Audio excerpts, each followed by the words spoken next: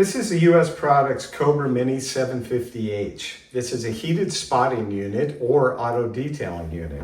We have 2-gallon capacities on the solution and the recovery tank. Recovery tank is here. Connection for your vacuum hose here. Switch plate operation.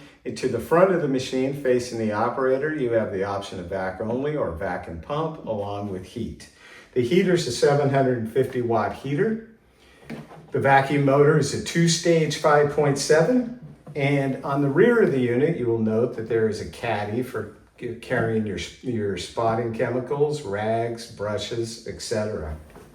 Very, very portable unit, weighing in at 27 pounds. So this unit is ultra light and portable.